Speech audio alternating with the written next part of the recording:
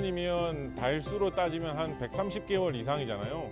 그러니까 한 달에 한 그런 식으로 괴물 이야기를 한두 건만 본다? 두 건만 본다라고 해도 한 260건 이렇게 되거든요. 그래서 그냥 그 정도로 꾸준히 계속 조금씩 해온 게 약간 특이하다면 좀 특이한 것이고, 인터넷에 공개를 해가지고 오며 가며 보시는 분들이 재밌다, 이거 좋은 자료다 이렇게 많이 말씀해 주시니까 보람도 좀 생기고 재미도 있고 하다 보니까 자연히 또 꾸준히 하게 할 수도 있었고 그렇게 된 것 같습니다.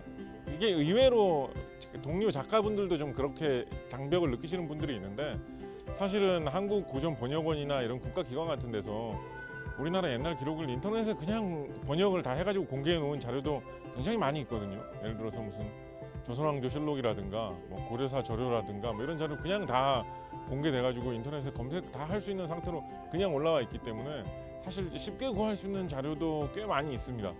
거기에 좀 더해서 도서관에 갔을 때 좀 그런 거를 겁을 안 내고 좀 찾아본다든가, 아니면 뭐 새로 번역돼가지고 서점에 나오는 뭐 고전 코너나 이런 데 나오는 책들을 꾸준히 본다든가, 뭐 그 정도만 해도 사실 그 정도만 해서 굉장히 깊이 있는 내용으로 가지는 못하겠지만, 지금 뭐 괴물백과사전에 나와 있는 그 정도 자료 얻는 수준, 그 정도까지는 크게 어렵지 않기 때문에 의외로 사실 공개돼 있는 자료만 해도 굉장히 많다.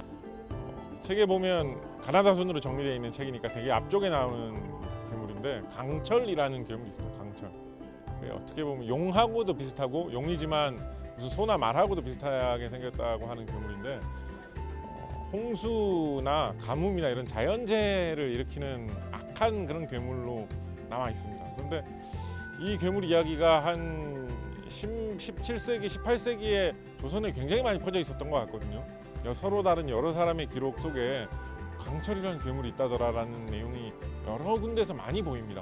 그러니까 16세기, 17세기에는 17세기, 18세기에는 굉장히 조선에 많이 퍼져 있던 괴물인데, 이상하게 20세기 들어와가지고 별로 안 다루어졌던 괴물인 것 같아서 좀 신기했어요. 예를 들어서 우리가 한국 괴물 이야기하면 뭐 도깨비 이야기라든가 구미호 이야기 이런 게 텔레비전이나 영화에서 많이 나왔잖아요. 근데 사실 구미호 이야기 같은 거는 오히려 17세기, 18세기 기록에는 거의 없거든요. 그래서 굉장히 흔하고 어떻게 보면 한국 사람들 사이에, 조선 사람들 사이에 굉장히 널리 퍼져 있던 괴물 이야기인데, 갑자기 이렇게 기억에서 없어진 것처럼 갑자기 왜 없어졌을까? 요즘에 이제 다시 좀 재발굴돼가지고 좀 동화책 같은 데도 나오고 해서 활용되고 있는데, 왜 한동안 이렇게 사람들 사이에서 갑자기 이런 이야기가 사라졌을까? 그런 것도 신기하고 나름대로 이유가 뭔지 이런저런 생각도 들고 해서 좀 기억에 남아있는 괴물입니다.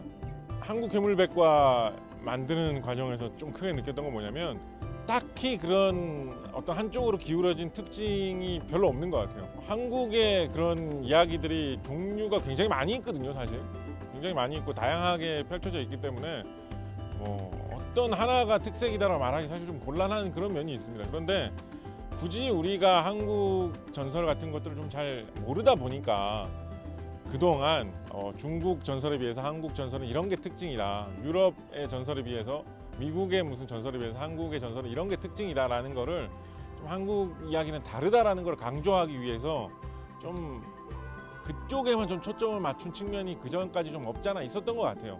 예를 들면 뭐 한국의 전설은 무슨 어떤 한이설에 있다라든가 이런 이야기 되게 많이 있었잖아요. 근데 제가 보기에는 사실 물론 한이설에 있는 특징적인 전설이 많이 있는데, 뭐 전설이 다 한이설에 있는 것도 아니고, 외국 전설이 무슨 한이 안 설에 있는 것도 아니고, 한국 전설에는 한이 설에 있는 것만 진짜 한국의 어떤 정서를 대변하는 것이고, 한이 안 설에 있는 전설은 한국적인 것이 아니다, 뭐 이런 거는 아니지 않나, 이런 생각이 많이 들었거든요. 오히려 굉장히 다채로운 전설들이 많이 있고, 그 속에서 온갖 감정을 다룬 온갖 이야기들이 아주 풍부하게 많이 있다. 그런 점이 오히려 특징이라면 특징이라는 생각도 해봤습니다. 제가 생각하는 인문이란 사람이 삶을 살면서 무엇을 느끼는가에 대해서 생각을 해보고 따져보는 그 모든 것이 인문이 아닌가라고 생각해봤습니다.